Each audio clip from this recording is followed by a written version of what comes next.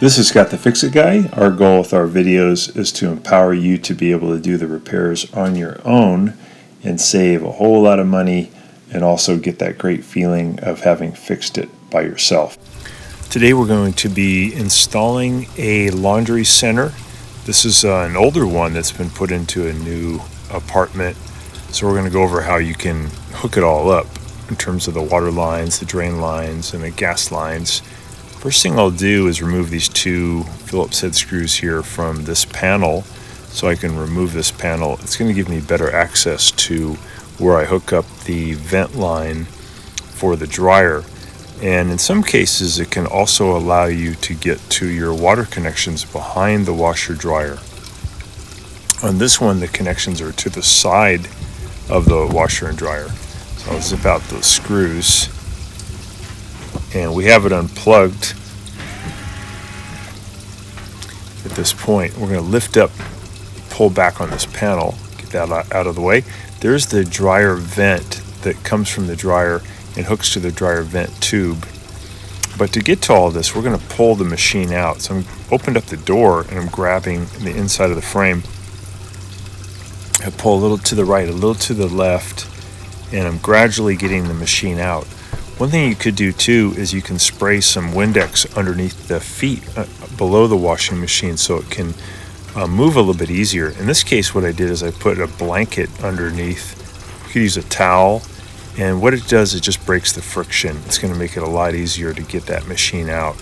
This one is on a drip tray, so I put that blanket underneath the drip tray. I did that by pulling the machine toward me a little bit, maybe about a foot, and then I leaned it upper part back against the wall so I could slip a blanket underneath. I just used my feet to get the blanket underneath. Now I'm grabbing inside the door well and pulling out. So I got the machine out enough where I can get behind it. I'm removing the old hoses. I'm going to be replacing that with some new hoses. Sped up the camera here a little bit.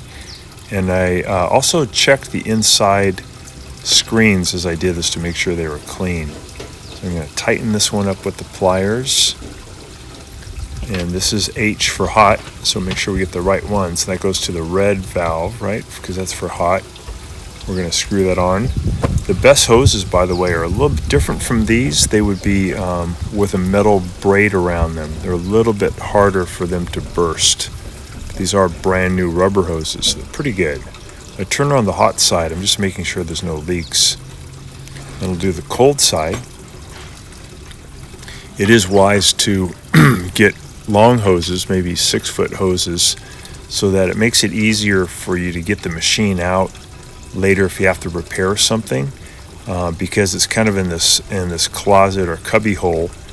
And if you have long water lines, a long drain line, you have a long gas line and long vent tube, it's easy for a technician to then pull the unit out to service it. If you don't do that, it's a little harder. Sometimes you actually even have to climb over the machine in order to do some of the connections or disconnections. This gas line is actually a little bit too short for this arrangement. So what I ended up doing is installing the gas line by pulling the machine toward me and getting it nice and tight. But I was effectively trapped, so I had to climb over the machine. So I'm putting on this compression fitting. You don't need pipe thread on these compression fittings.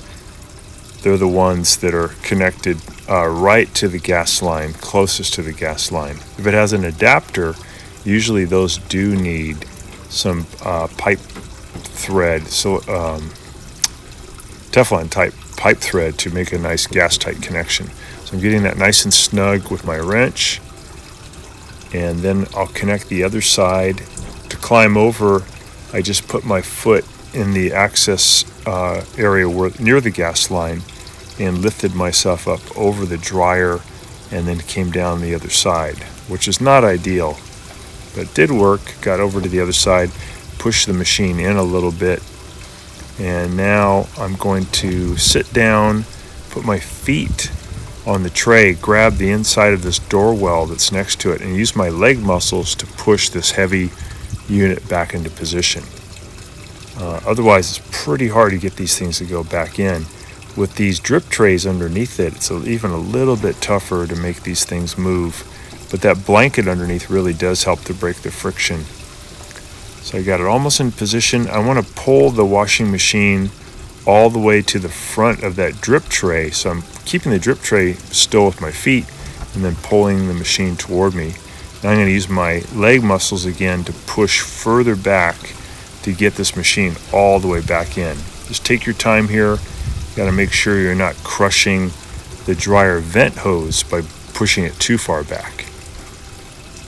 Now I'm going to lift up a little bit on the machine and pull the blanket out from underneath. And again, if you don't have a blanket, just using something slippery like Windex is pretty good to break the friction of the washing machine feet against the floor. So we do the dryer vent tube now. We put it over and just take your time, finagle it over the end, and then get it in at least about an inch, even more would be better, of the vent tube going in over the part hooked to the wall. And then we're going to go ahead and tighten that down with a clamp. These little bit thicker dryer vent tubes are superior to the super flexible ones. These are less likely to rip. So it's a little bit better to use this type. This arrangement though, where the dryer vent heat and gases have to go up and out to leave the apartment, is not great because it makes the dryer lint collect down near the lower portion where it's connecting to the dryer. These are more likely to clog, so not ideal. If you have this arrangement, you have to clean it a little more often. Thanks so much for watching our video. We really appreciate your support. And when you get a chance, please press the subscribe button below so you can be subscribed, and also the notification bell so we can send you more videos about appliance repair. Please also give us a thumbs up if you enjoyed the video. If you really liked the video and it really helped you, please press this new applaud button and you can show your support and also get a nice clapping hands for your video. Thanks again.